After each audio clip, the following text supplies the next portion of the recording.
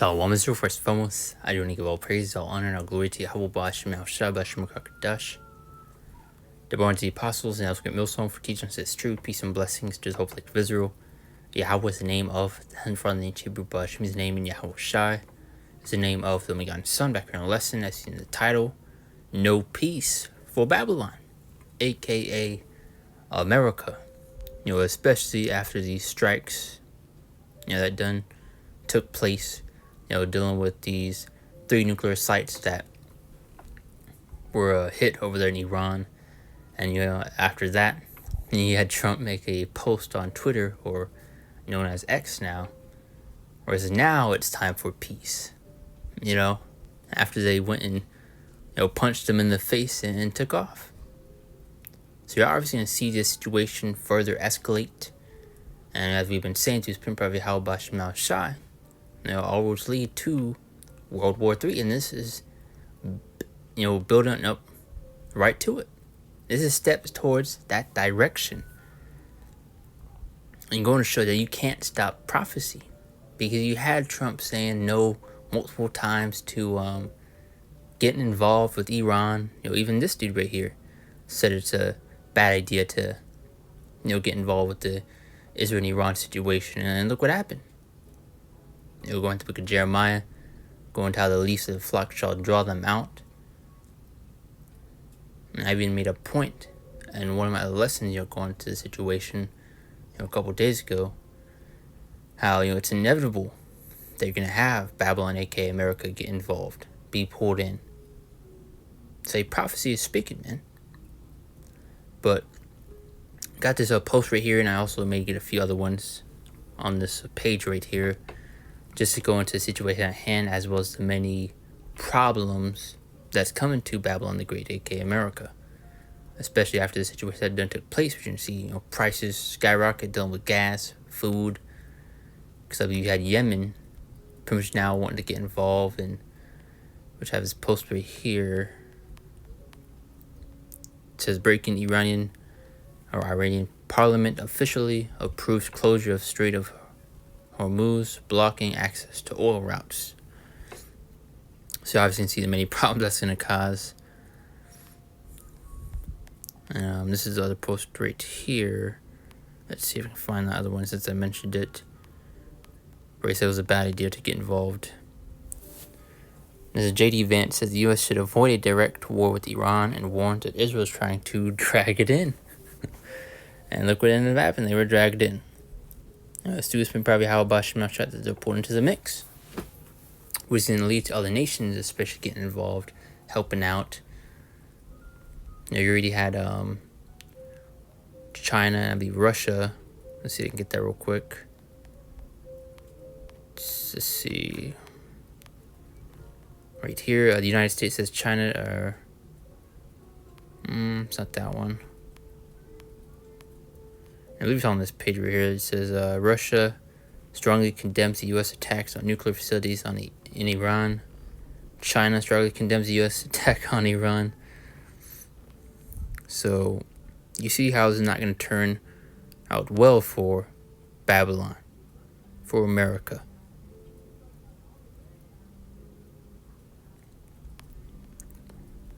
See if there's anything new on this, and then I do want to get a few other posts just to get that point. So let's see. So Russia says the U.S. has opened Pandora's box with those attacks on Iran, and no one knows what consequences this will lead to. The prophets know. And this is ultimately going to lead to World War III. You're seeing the steps, the build up to it, and what's in the Lord is the one that's stirring that pot.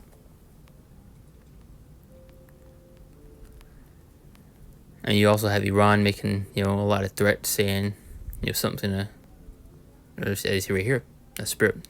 The Iranian state media says a night is coming, the likes of which has never seen before. So you may see something take place, later tonight we have to see.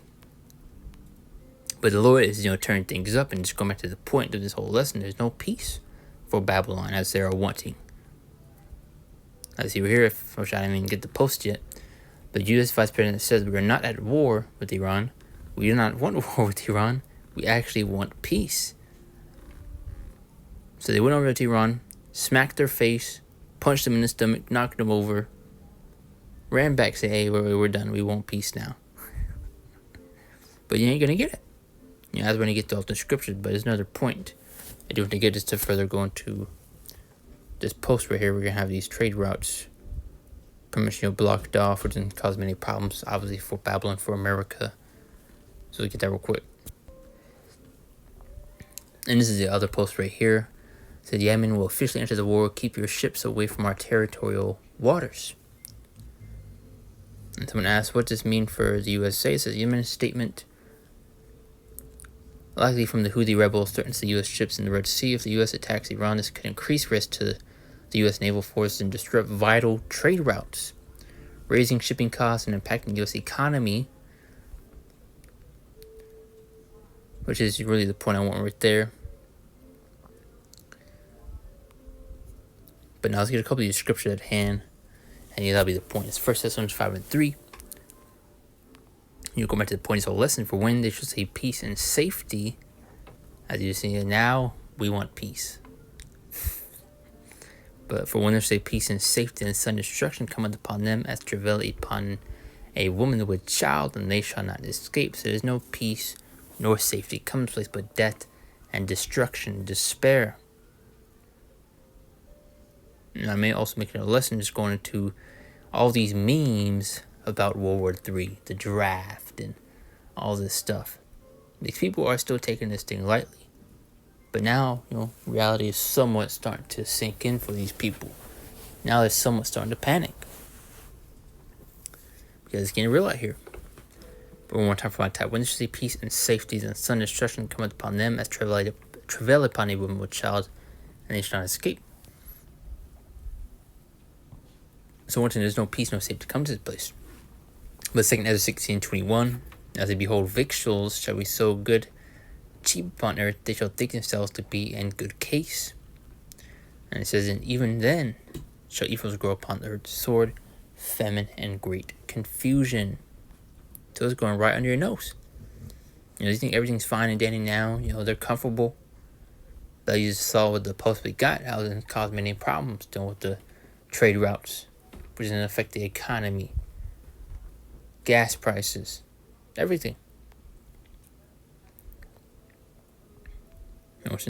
Now that America's involved with the war with Iran, now you're going to have other nations, begin to step in. You had Russia, make pretty much threats against the U.S. to, not get involved with this around Iran.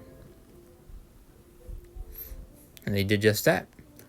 So Isaiah 34:1-5, and as the coming nations to hear and hearken, the people that dare to hear, and all that are there in the world, and all things that come forth of it. For the indignation of the Lord is upon all nations, and his fury upon all their armies. He had utterly destroyed them, he had delivered them to the slaughter. Verse 3, the slain also to be cast out, and their stink shall come by the carcasses, and the mountains should be melted with their blood. Gonna show the judgment. Verse 4, and all the hosts of heaven shall be dissolved, and the heavens shall be rolled together as a scroll, and all the hosts shall fall down as a leaf falleth out from the vine, and the falling fig from the fig tree. The heavens be rolled together as a scroll, speaking of the mushroom clouds, and being formed from those explosions. Verse 5, main point, for my sword shall be bathed in heaven. What is that sword? Speaking of those thermonuclear missiles, ICBMs. And you get other scriptures, as when you get in Jeremiah 50, go into those arrows. You can also get Revelations the 6th chapter, go into those stars falling from heaven. All of it speaking of the same thing. Isaiah 9:5, especially going to show what this war is going to be by the way of. It's not going to be your average war that you've seen, especially in the past. It's going to be by the way of fuel and flaming fire. Let's get that real quick.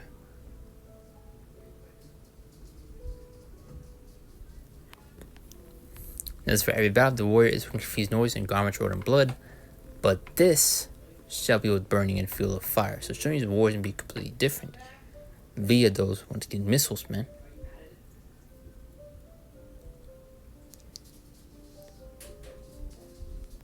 This is Zephaniah chapter 3, verse 8, which shouldn't be too long of a lesson. Just want to, make another lesson, go into, the situation, which I said I was going to go into.